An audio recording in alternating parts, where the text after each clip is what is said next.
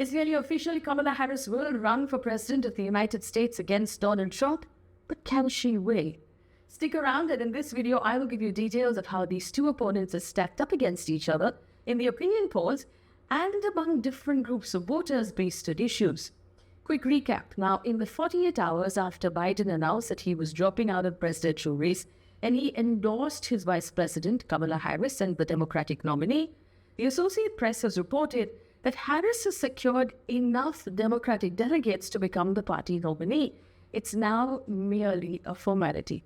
Harris, or Kamala Harris, which is what we call her in India, in the US they call her Kamala, she will be the first woman of color, the first person of South Asian descent to be a presidential nominee ever in that country. If she wins, she will be the first woman to lead the United States. Now, before she became president, she had won 2 terms as a district attorney in California, and she was elected 3 times as the statewide attorney general and then a US senator. But, and this is a big but, she would have to take on Republican nominee Donald Trump and win. Now, she has less than 4 months of fundraising and campaigning to go, so she doesn't have Trump's advantage of time and money. Does she have what it takes? According to the recent opinion polls, Kamala Harris, or you could call her the Veep, trails behind Trump slightly in the polls, roughly similar to Biden's position. So in a head-to-head matchup, Trump is currently getting 46%, Harris is at 45%, with 9% undecided. Now, this undecided number is important because it's big enough to swing that poll. If you compare it to a poll earlier this month, the numbers were similar for Trump and Biden, but the undecided number was 2%. So over the next couple of months, until November when they vote, there's room for people to change their minds either ways, because the choice of Kamala Harris versus Donald Trump is very different from the choice of Joe Biden versus Donald Trump. Barbara Perry, a very respected presidential historian, was quoted by Fortune magazine saying, "You can't get more of a contrast from Donald Trump than with Kamala Harris. She's a woman of color. She has an interesting heritage. Her dad is from Jamaica. Her mom is from India. She pulled herself up with her bootstraps. That's the American dream story." Kamala Harris is also married to a Jewish man. Harris checks also some other important boxes. Now, she has experience both in the judicial and the executive branch at local, state, and national levels. Trump is a businessman, but he completed 1 term as president. So there's very interesting 2 characters here coming into play. Remember, Trump is also accused of multiple crimes and he's been convicted in a couple of cases. Let's also look at voter demographics. They're going to play a really important role in this election. Now, the country has 161.4 million registered voters up until now, out of which the 18 to 24 age groups and Gen Z is 40 million people. Since the last presidential election, 16 million Americans have reached voting age. If we look at the racial split, Black voters make up 14%, Hispanic or Latino voters make up 14%, Asian American voters about 6%.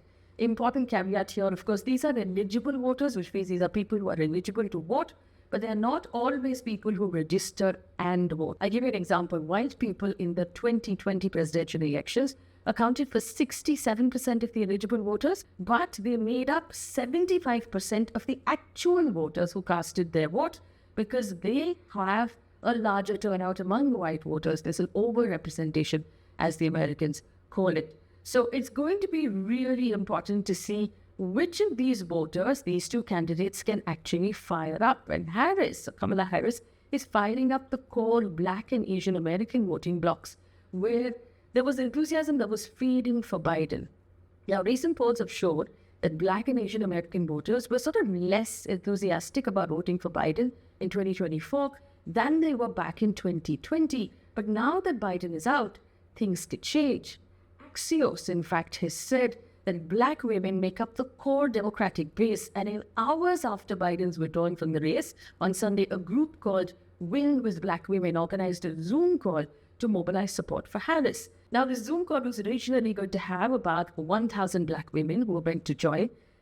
44,000 Black women joined instead, and they managed to raise $1.5 million in less than 3 hours. Now, the next day, a similar call from a not-for-profit called Win with Black Men organized and brought in $1.3 million in 4 hours and attracted 232,000 participants. Kamala Harris has also earned the endorsement of Martin Luther King Jr.'s daughter, Bernice. This is the first time she has ever given a public political endorsement. These things matter. Even the Indian Americans or the broad Asian American communities apparently in the US are more enthusiastic about Harris than they were about Biden. Now, Pavan Dhingra, who's a professor of American Studies at Amherst College, has been quoted in the papers saying what's inspiring about Kamala Harris is that she really kind of speaks to multiracial coalition building that's necessary not just for winning the campaign, but for real social change. But, like I said, on the other side is Trump. Now, Trump himself in the last 1 year has tried to court the Black and Hispanic voters in order to win more non-white votes. These are people who had rejected him in 2020. But despite all of his outreach programs, he remains extremely unpopular among those demographics. AP analysis in June has said that 70% of Black voters and half Latino voters say they have either a somewhat unfavorable or a very unfavorable view of the Donald.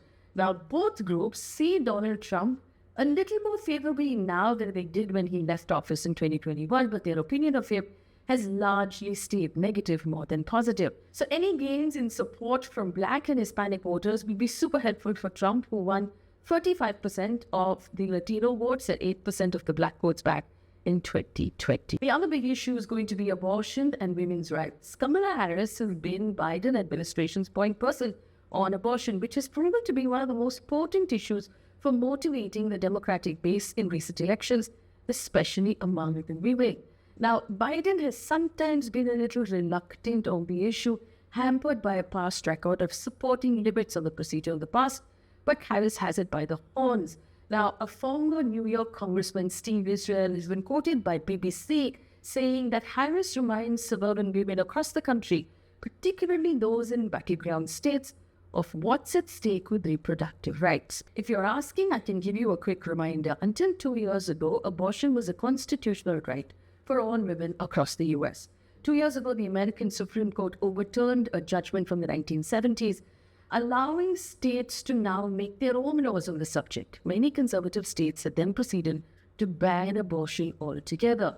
The US Supreme Court now has a majority conservative right-wing judges appointed during Trump's tenure. This has now become a really important issue. Harris has led the charge on pro-choice from opposition as Biden's running mate, and now it becomes even more central to her campaign. On the other side, Trump is claimed to be the most pro-life president in history, taking sole credit for the ending of Roe v. Wade, the judgment that I talked about. And to make things more complicated, his vice president running mate, J.D. Vance, has made his stance on reproductive health so extreme, even for a Republican. Vance voted against a law protecting IVF rights. He in fact pushed to enforce an old zombie law that would criminalize the delivery of medication for abortion through mail. Trump, meanwhile, has said that he strongly supports IVF, and he has also promised not to block the medication for abortion, but it is going to be a difficult sort of mountain for him to climb over. Now, why does this matter? According to Pew Research Center, 63% of the Americans believe that abortion should be legal in all or most cases. 2/3 of the moderate Republicans also say they support abortion rights. Another poll by Gallup says nearly a third registered voters in the US say they would only vote for a candidate who has the same opinions on abortion as they do. Another key issue in this election is going to be age. Harris is 59, and she's coming into the race after 78-year-old Donald Trump spent most of the last few months attacking 81-year-old Biden for his age. Now that Biden is gone, Trump is now the oldest candidate to ever run for president in the history of the country. Harris's team, in fact, immediately put out a message saying, "You want to discuss age? Let's discuss age." It appears like Barack Obama before her, Harris has enough swag to win over young people. Ariana Grande, Demi Lovato, and John Legend have already taken to social media to tell their millions of followers that they support Kamala Harris. Harris also apparently appeals to Gen Z. Now, her opponents have been pulling up old interviews and speeches of her sounding silly, but her supporters have embraced the silliness. Take this example, British singer Charli XCX, despite not being a voter in the US, put up this social media post saying Kamala is bright. The internet lost it. Shani XCH then explained that Brat is a girl who's a little bit messy, likes to party, and also says some dumb things sometimes. Now, Kamala Harris's team has embraced the Brat status, changed its social media colors to lime green background with a similar font to sort of be that Brat summit or a type of candidate. In another instance, Harris last year during an interview was quoted talking about her mother. She said her mother once said, "Do you think you fell out of a coconut tree? You exist in context of which you live and what came before you." So the coconut tree has now sort of rolled snowballed into 1,000 memes. Gen Z is using the coconut tree emoji to show its support for Kamala Harris. Clips of her speaking have now been remixed into popular songs that are going viral across TikTok, which I cannot show you because we don't have the access to TikTok in the video. But that's not all. Make way now for the Swifties. The Taylor Swift gigantic GDP-altering fan base has now rallied around Kamala Harris as well, and they're calling on Taylor Swift to publicly endorse the candidate. An account called Swifties for Kamala began on Twitter shortly after Biden quit and has already got about 50,000 followers. Now, Taylor Swift's fan base is also having a lot of fun on TikTok, creating video montages of Harris on music of Taylor Swift, like Who's Afraid of Lean On Me and Look What You Made Me Do. Now, I must remind you that in 2020, Swift had already publicly supported Biden and Harris as a duo. We're waiting to find out what she says this time. All of this Gen Z fandom for Kamala Harris is called the K-Hive.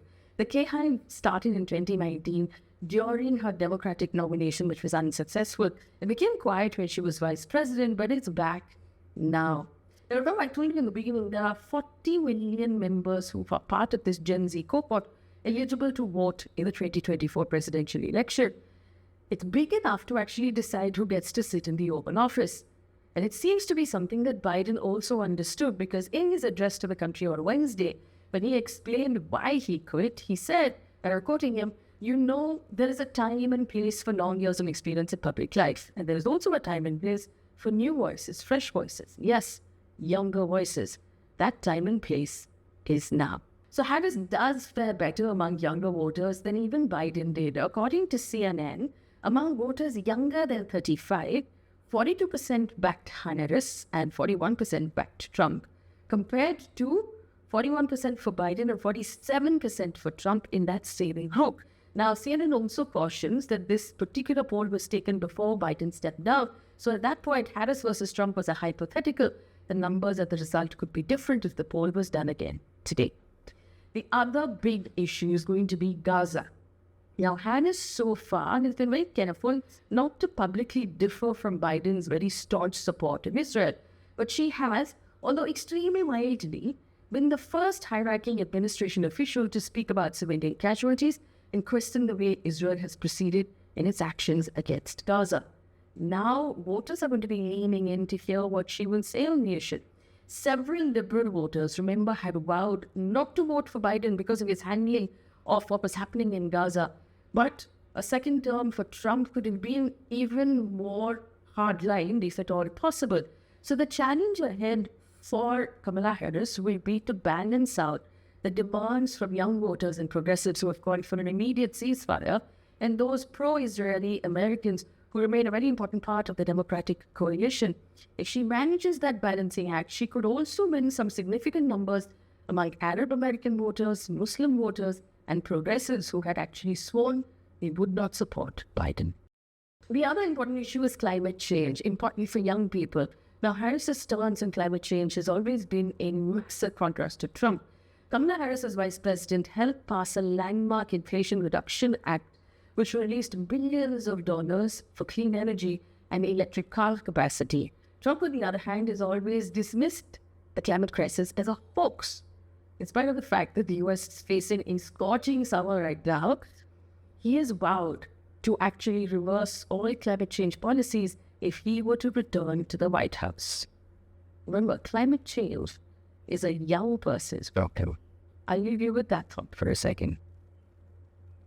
At the end of the day, elections are about money. And the news that Biden had endorsed Kamala Harris as his successor sparked a huge surge in Democratic funding which had been lacking up until now. Now, there's a PAC, which is a group of powerful people who put money behind politicians, called the Future Forward PAC, the largest outside group supporting Biden. It announced $150 million in commitments in the first 24 hours after Biden's announcement. Now, on the other side is Trump, who has the support of very rich people like Elon Musk. Now, Trump has always said that he will not tax the rich and smart people like Elon Musk should be looked after and treated well.